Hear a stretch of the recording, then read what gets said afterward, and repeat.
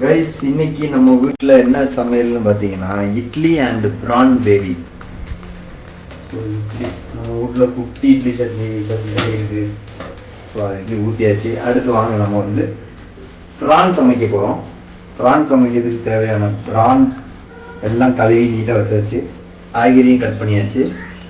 So வாங்க நம்ம இப்போ ப்ரான் கிரேவி செய்ய போகிறோம், பார்க்கலாம். ஓகே கைஸ், வாங்க சமைக்க ஆரம்பிச்சோம்.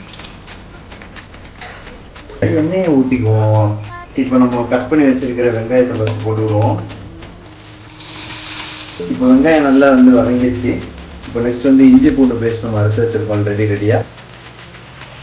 நெக்ஸ்ட்டாக வந்து நம்ம என்ன ஆட் பண்ணோம் பார்த்தீங்கன்னா தக்காளி ஆட் பண்ணணும். அதுவும் ஆல்ரெடி கட் பண்ணி வச்சுருக்கோம். ஸோ அதையும் ஆட் பண்ணிக்கலாம்.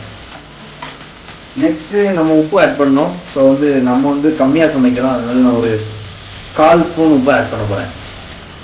இது வாசனை கம்மியாக வருது. இப்போ வந்து நம்ம போட்டது எல்லாமே நல்ல கரெக்டான இது குக் ஆயிடுச்சு. நெக்ஸ்ட் வந்து நம்ம என்ன ஆட் பண்ணோம் அப்படின்னு பார்த்தீங்கன்னா 1 ஸ்பூன் மல்லித்தூள், ஒரு 1/2 ஸ்பூன் மிளகா பொடி, சீரகத்தை அரைச்சி வச்சுருக்கோம்.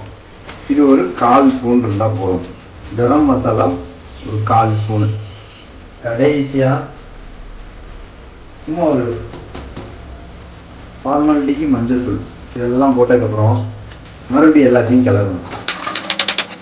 ரைஸ் இப்போ நம்ம போட்ட எல்லாமே இங்கே நல்லா மிக்ஸ்அப் ஆகி நல்லா குக் ஆகிடுச்சு.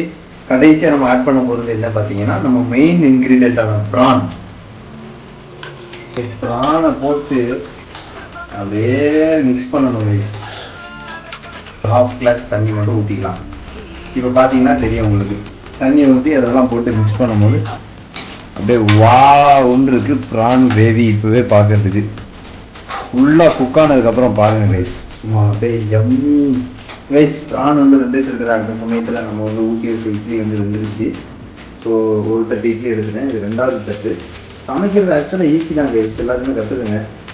ஆனால் சமைக்கிறது வந்து ஒரு லைஃப் சேவிங் ஸ்கில். இங்கே பாருங்க. நாங்கள் அடுத்த ரவுண்ட் இட்லி ஊற்றுவோம். கைஸ், ப்ரான் அருமையாக வந்துருச்சு.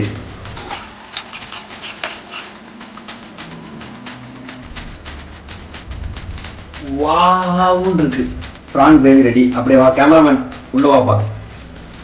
சூப்பராக ரெடி ஆயிடுச்சு ப்ரான் கிரேவி. கடைசியாக ஃபைனல் டச்சுக்காக மல்லி இலையை வந்து நம்ம அப்படியே பரபரன்னு வடிவில் சொல்கிற மாதிரி மேலே தூவி விட்டோம்னு வைங்க, அழகாக இருக்கும். அப்படியே அந்த ஃப்ளேவரும் வரும். நம்மளோட கிரேவியோட ரெசிபியை பார்த்து நீங்களும் இதே மாதிரி சுவையாக செஞ்சு சாப்பிட்டு சந்தோஷமாக இருங்க.